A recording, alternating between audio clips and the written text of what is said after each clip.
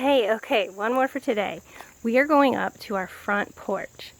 And our front porch has all kinds of cool stuff happening. And so I just had to show you quickly.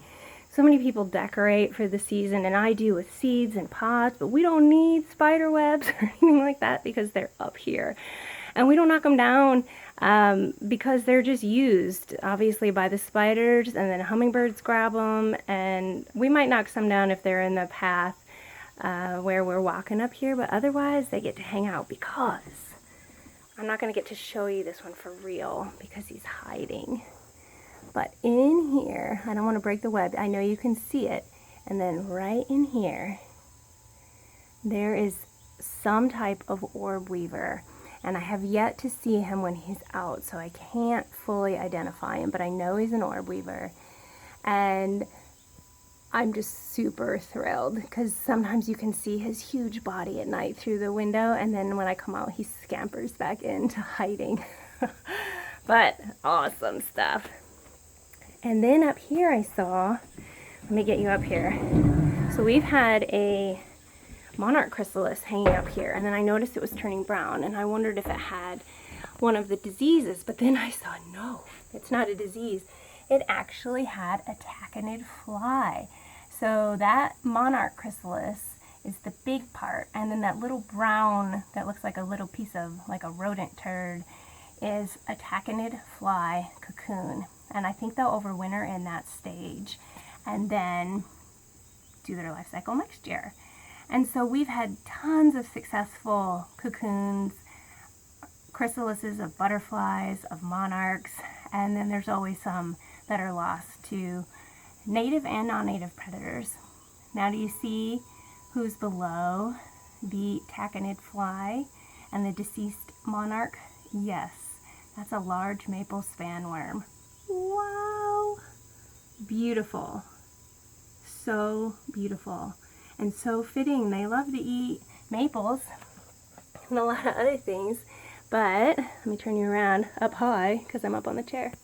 Right up front here, we have a red maple. And then, let me get off the chair and show you, we have somebody hiding in the chair. Look. Spider wasp. That's who makes these, and it looks like maybe they even were parasitized too. So it's always just this crazy cycle of life. One needing to survive, another needing to survive, and everybody consuming who they need to consume to survive. So that's just the way it is. But it's cool that it's there. And I got that one in my book. You can see here, Charlie Eisman's and Noah Charney's book. And this book is so cool and fun. And then, here we go, our large maple spanworm. And that is this. And excitingly, I've got to meet both of these authors, at least the first, which is really, really great, because other people excited about insects just always win my heart. Last thing I'm showing you here, remember I was talking to you about bird food? And one of them that we have just pop up around here, it's this, it's Jewelweed. And here's a whole other patch of it right here.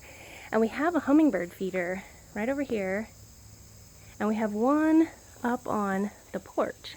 And they definitely use those, of course, but they are in these Jewelweed so frequently, prodding each flower. So this must be really, really delicious.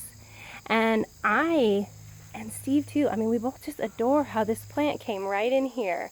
We planted this spice bush, and then the Jewelweed just came in all on its own. Now granted, not the first year, not the second year, but over time as leaf litter fell and seeds had the proper environment to germinate in, because suddenly it wasn't getting mowed, and then there was moisture retention and organic matter being added back, and that's when all of these beautiful plants started coming back on their own.